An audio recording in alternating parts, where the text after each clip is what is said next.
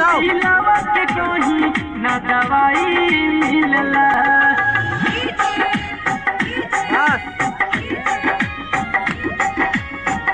जाने मेरी आंखों से कितने आंसू बह गए, इंसानों की इस भीड़ में देखकर हम तन्हा रह गए।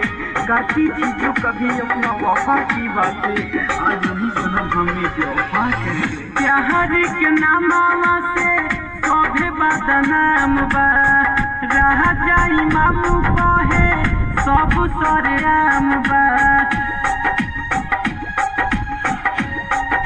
हाँ, प्यार के नामावा से सौभे बदनाम बा, मोनिस नंदन कहे सब सरेआम बा।